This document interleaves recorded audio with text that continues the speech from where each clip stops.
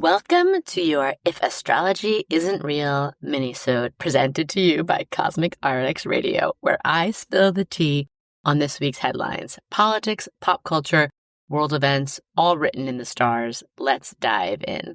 If astrology isn't real, then why are we all obsessed with watching the Conclave right now? Like it is the next draft, the papal draft.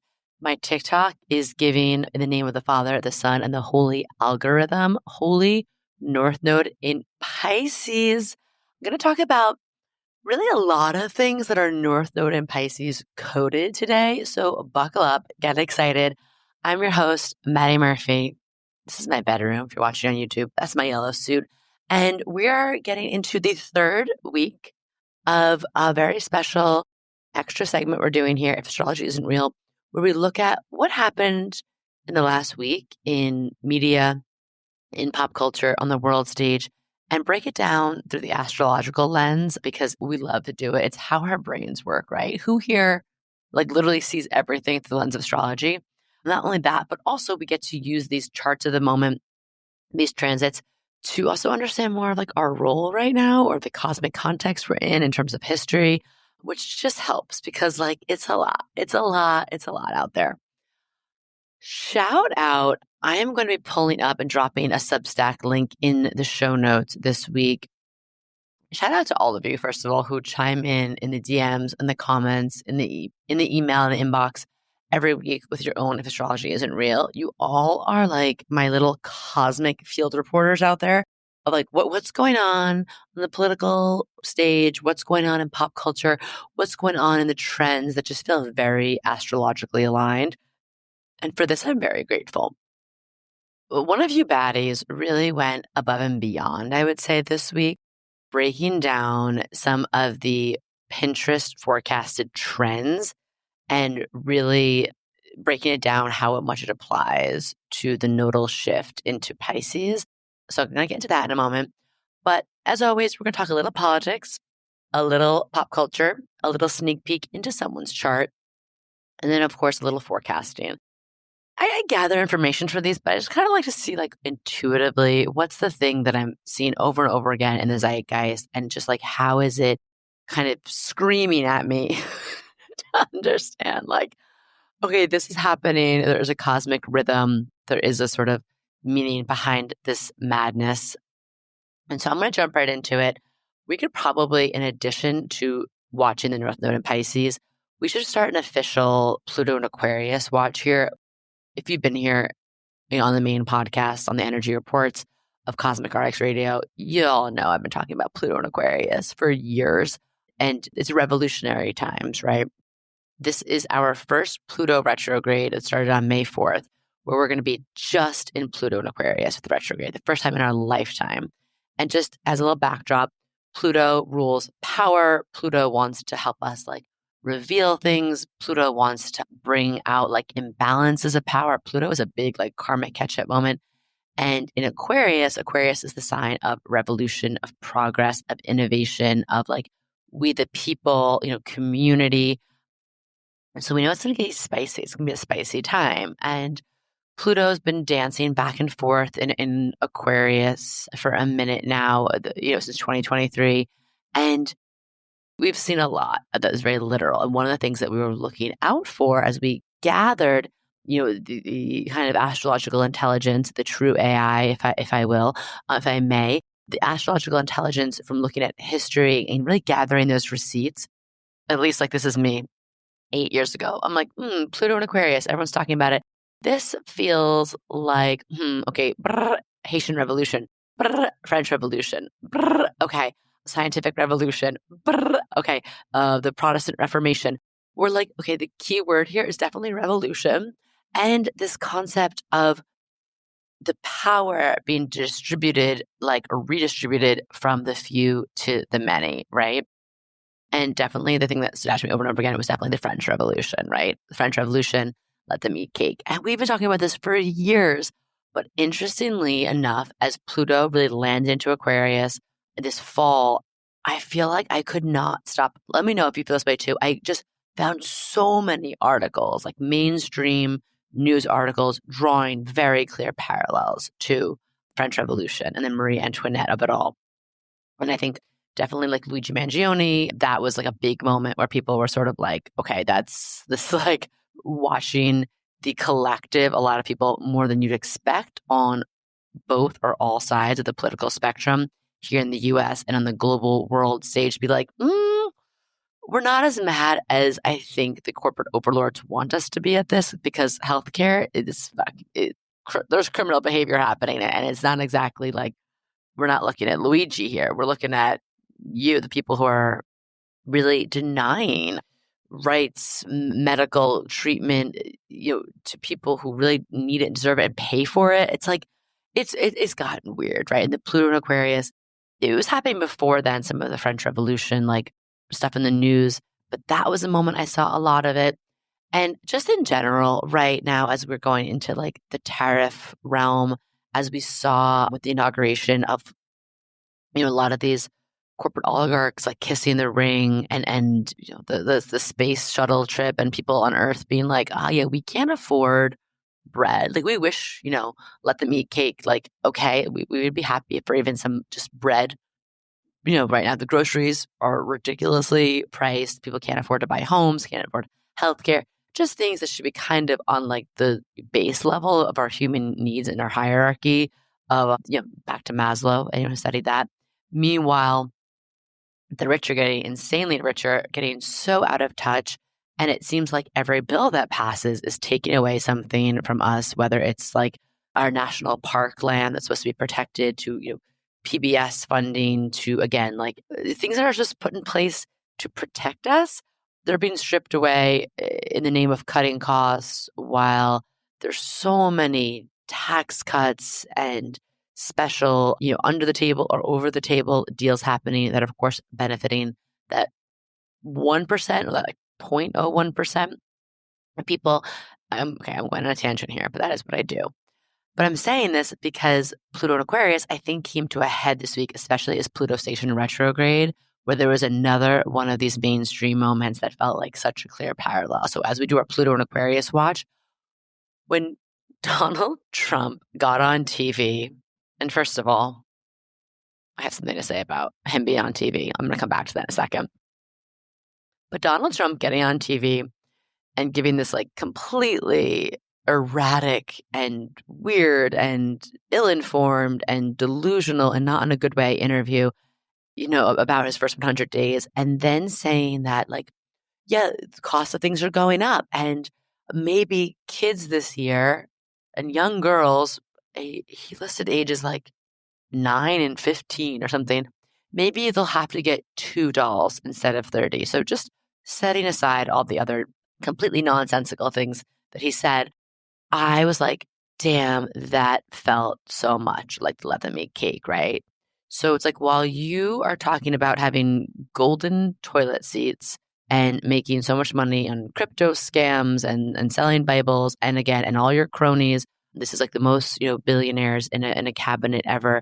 You're all like, just taking, but somewhere, in America, we should be telling children, oh, sorry, for the holidays this year, you need to get less. And again, I don't even know what the $30 to $2 thing, he's just speaking out of his ass. I, as someone who can babble, I'm like, I get it. Like things fly out of our mouth sometimes, but I'm like, you're the goddamn president of the United States. Can you just have some like talking points? And I know it's part of like the crazy circus we're in right now and the fever pitch of just like flooding the zone with crazy news and sound bites. And I get it. And I get that it's designed to like spark outrage and to distract us.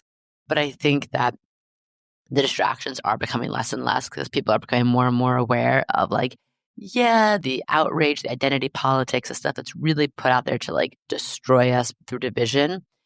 It's becoming a little less obvious because people are like, no, but you're not doing anything to help us. And again, like these crazy layoffs that happen, these crazy cuts that are happening, the doge of it all. It's like the tariffs. It's like things are just getting worse, and things that actually were stable are becoming more erratic. And we're supposed to like just take it on the chin and be like, oh, yeah, actually, you don't care about our retirement funds or our 401ks or, cost of living or this $30 thing and telling our kids they have to have $2, whatever the metaphor in that lies. It's like, if people are like, I don't know, I'm not really like buying into this anymore. And I saw a lot of parallels to the Pluto in Aquarius. So I thought that was very interesting. Two things I want to say as a side note. If astrology isn't real, there is some very, I would say, very gnarly astrology coming to good old Trumpster, from now until definitely like to the summer, to July. I'm curious if you want me to do a separate episode on that or dedicate if astrology isn't real to that, let me know. It's just sometimes like too much to talk about even here, even though we have a separate space now. And if astrology isn't real, it's like we are going to see a lot of interesting things, I think, happen in the court of public opinion and, with the people he surrounds himself with. And it's just, it's not going to be a good time to be him in the next few months. If I was his personal astrologer, I would be like, well, first of all, I'd be like, you need to go just leave society for a while. But yeah, it's going to be a very interesting time. And also, I was just looking at him this week and I just want to give a PSA. Like, if you are someone who is struggling with imposter syndrome because you are worried about not feeling smart enough or articulate or eloquent enough, and I get this way too. If you have imposter syndrome about not feeling qualified enough to do something, I just want to say, girl, Donald Trump is president of the United States of America and talking out his ass. This man makes no sense. I'm listening to these interviews and I am like cringing beyond like the other emotions I'm feeling. I'm just like, it's painful. So don't let that stop you. Do not. Like, next time you have imposter syndrome, I just want you to be like, no, girl, not today. Diva, get your shit up, stand up, go out there, speak your thing. Because like if Donald Trump is literally standing by these words, like with like 10 toes down on like ABC, making no sense, or I'm like, you can go out there and like do your Instagram post or make a podcast. Okay, please. And then the other thing I want to say about Pluto and Aquarius during our Pluto watch is this. Pluto is not a quick moving planet in that Pluto, even the transit of it being in Aquarius is going to be a 20-year journey. And Pluto takes roughly 250 years to return to a sign, meaning when we're in a Pluto moment, things are not happening fast. They're not overnight. Mars and Pluto just oppose each other in the sky, and Mars is a very quick planet. Mars wants to do things today, yesterday. Mars kind of represents individual, like anger, heat, motivation, rage, drive, ambition is Mars. It's me. It's I can go, I can run, right? And Pluto, it has a lot of that same charge, but it's on the collective level. It's like deep. It is a group of people thinking that is going through those feelings of rage, but going deep to the root of them, to like the inception of them, to the beginning of where did this emotion begin? And what are all like the systems and structures and collective psyches and subconscious, like our drives and our motivations that stem from that.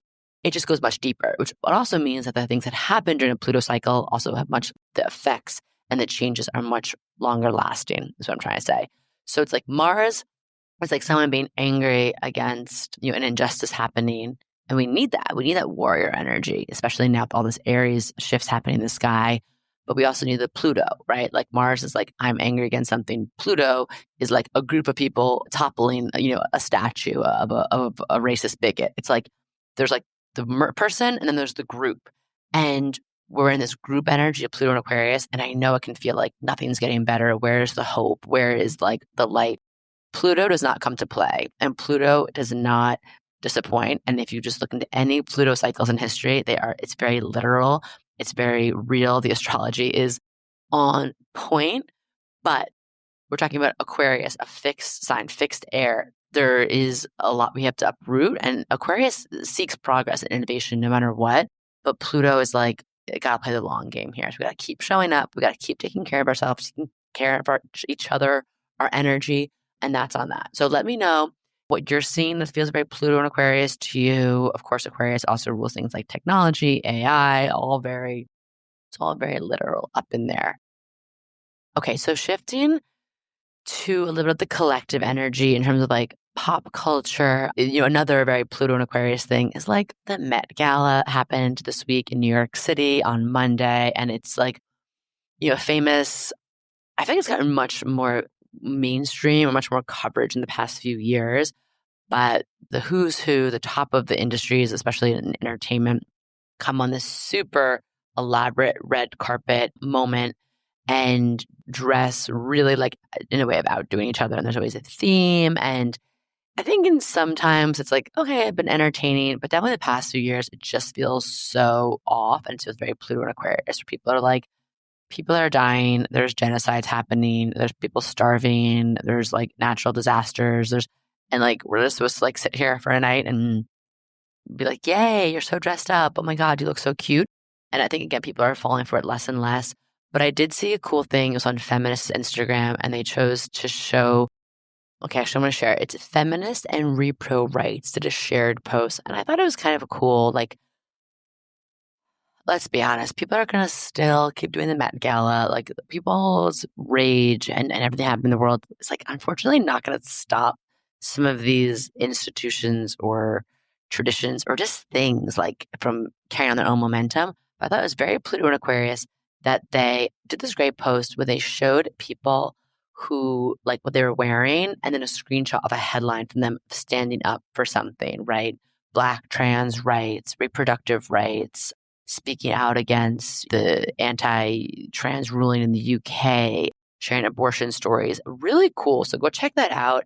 I thought that was a great example of like integrating this Pluto and Aquarius level on the pop culture level. And I'm again not going to call it like one person in particular. I was kind of inspired by it. And now shifting gears, instead of picking at an individual's birth chart this week, I wanted to just talk about the North Node in Pisces. So we teased it last week that the North Node very much, we're talking about the node of the moon. We talk about the North Node. The moon in astrology in mundane astrology, represents the people. And the North Node kind of does a really interesting job of like setting us in a new direction in trends. And I still feel like, the North Node in Taurus, I feel like brought us into like trends of cottage core and getting really cozy in like our athleisure. North Node in Aries, I feel like a trend. I saw everyone went through like a rebrand of some sort, or people like just doing things in a much different way, or a lot of like kind of like celebrity breakups. And I was like, okay, again, there's so much more I could say about it. But North Node in Pisces, I spoke about last week that someone had sent in something about like fisherman fashion for the summer. And I was like, what? That's just such literal North Node and Pisces energy. And again, we started this January 11th, 2025, and we'll be there through summer 2026. So it's an 18-month journey. And I'm going to link in the show notes, but Leah Vanderveld, one of our cosmic baddies, who's also an astrologer and kind of has been on her journey becoming a professional astrologer while listening to this podcast and being part of our community. So I'm so excited. I love watching people grow and blossom and step into their power like that. Did this great Substack about like what the North Node in Pisces means and the South Node in Virgo means, but did a great example of listen to this gathering of receipts that she did. So she talked a little about during North Node in Aries. We saw things that were very Aries coded, themes that were like trends in the public. Mob wife, old money. That's definitely a very like Libra South Node. Rise in personal style content in general. I saw a lot of stuff during the North Node in Aries. I was like, stop copying other people. Stop worrying about like, is this nail polish shade in or out? Is that hairstyle in or out? It's like, just do what you want to do. And I was like, yes, finally, people are saying it. And then during the North Node in Pisces, these were Pinterest 2025 predictions. Like, listen to how North Node in Pisces this is. Fisherman aesthetic. We talked about that. Sea witchery. SEA. Witchery. I'm like, I love that that's even just like a thing. And I sort of relate to that. Again, as a Pisces moon, I'm like, yes, I'm always living that life. But I'm so curious to see how this plays out in the public. Surreal soiree, castle core. So North Node in Pisces, like Pisces so rules fantasy and imagination and like fairy tales. So it's like, of course, castle core is in. Aura-based beauty, which I love. I love reading people's auras. I love talking about auras. and beauty, even of itself, and glamour magic is very Piscean, especially talking about it through the aura. And I just love like people at Pinterest putting this list together. And I'm like, so yeah, if astrology isn't real. And the last one, which I was obsessed with, chaos gardening. So gardening in its of itself, I would say, is very a Taurus traditional thing, earth sign. But chaos gardening and working with like the chaos fairies and just the people who like throw the wildflower seed packets like all mixed and just like see what's coming up. That always feels very Piscean to me. So I'm so curious, what are things that you're seeing that feel North Node and Pisces coded? And even like I said in the beginning of this podcast, with everyone watching the Conclave, it's very North Node and Pisces. Pisces connects us to spirit, to ritual. And these moments, it's like the collective consciousness is very Pisces. Like people are watching this, and there was a cool thing on the cut about just like how much the TikTok algorithm is taken over right now. And people are watching this, people who are not Catholic, people who are Catholic from every continent, every country, people are watching it. And it's interesting. And I had dinner with one of my husband's friends this weekend, and he is just a Brooklyn Jewish guy living in London, and really does not, he said, he's like, I don't really like follow anything about Catholicism, but I'm so enraptured when they have to pick a new pope. I love it. And we think it's like, we're just very ritually articulate human beings. We love ritual as humans. And I think that watching the Pope's funeral and the conclave and waiting for the smoke, it has it all. It's ritual, it's mystery. It's like, also, there's very few things in life that aren't like, that are still like surprises in this way, that are, there's like a mystery element to what's going on behind the closed doors. And like, we're brought in on it in some ways. We're there, like you could stream from Rome and people are in the square there, but it's like, we don't know what's happening behind closed doors. And it just feels very like ancient, and something about it feels very North Node and Pisces. Something I just want to talk about with the South Node in Virgo to wrap up here. I might have touched upon it. I forget what I say. I just yap so much. I yap so much. If astrology isn't real, then why? It's Sun and Mercury in Virgo. I just can't stop talking. South Node in Virgo right now.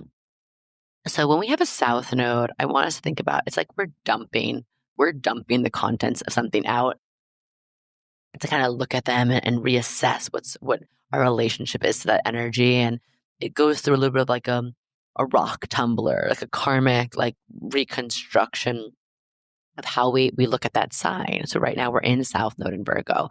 And I want you all to pay attention to what is going on. Very interesting conversations going on around health and wellness.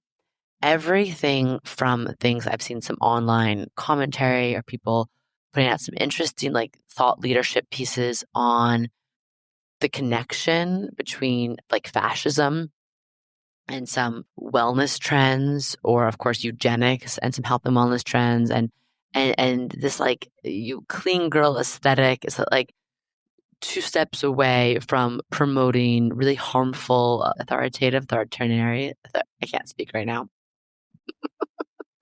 You know what I'm saying? Some bad shit. The classic, we know that a lot of beauty, wellness, health standards are just very lightly, thinly disguised ideologies that are associated with white supremacy, right? With ableism, with fat phobia, with transphobia, with internalized late stage capitalism, colonialism, all of those fun things. And if you're looking for more information on that, Maintenance Phase is my sister's favorite podcast, and they do such a good job of breaking down like wellness trends through this lens. It's very entertaining and educational. But I think on the mainstream, like collective, we're going to see some rejection around some of these Virgo.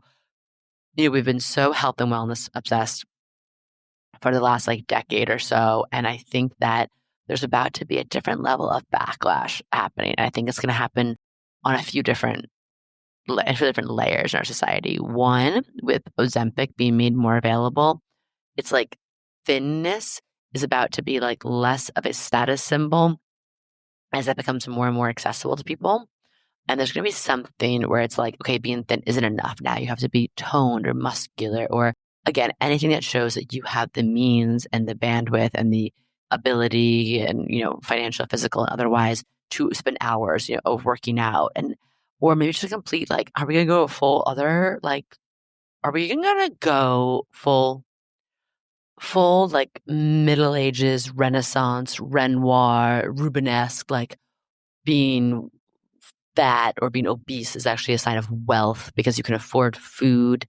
Is that, I just wonder in a dark way, it's will food get more scarce? That could be true. Or again, just something of I don't know. It's interesting. I've just been finding some interesting thought-provoking pieces on the internet in more niche or fringe kind of writers I follow. But there's something there to it. And I do think there's something to also this whole pressure on everyone to be clean girl aesthetic, that girl, Pilates princess, get ready with me. And even young people, especially the Gen Z generation, talking about not going out and instead doing their face masks and their workout routines and they're on their EMF mats.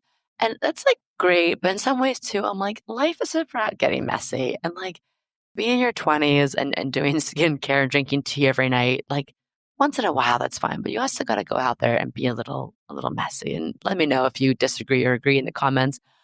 But there's definitely, I think, something we're going to be seeing against this. And again, self-care has been commodified for a very long time, but it's gotten really ridiculously commodified and very again, capitalist coded with people's self-care, the 25-step skincare routine and buying all these biohacking devices and even just the outfits and everything being very, again, South Node Virgo, perfect and aesthetic. And it's just I just feel the backlash is about to come. So let me know what you think. Let me know what you see that is very North Node and Pisces, South Node and Virgo coded. And let me know in the comments below. I love hearing from you. So yeah, that is your Star Powered Scoop for the week, your cosmic tea with receipts.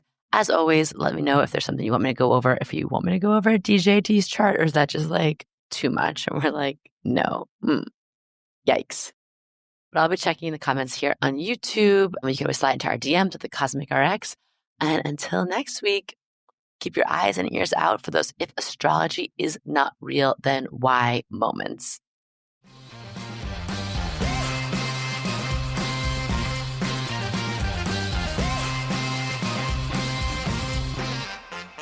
Do you love getting your Cosmic RX for the week here and want more? Make sure to sign up for our premium subscription so you can get exclusive access to bonus podcast episodes, all of my astrology info for the month ahead, and live new and full moon calls to help you manifest your dream life with an intentional international community of other cosmic baddies. Sign up through our link in show notes. Thank you so much for listening to this episode. If you want to know more about Cosmic RX, head on over to thecosmicrx.com. And if you really love this show, I'd love it if you left a rating and review on Apple Podcasts or wherever you listen to podcasts.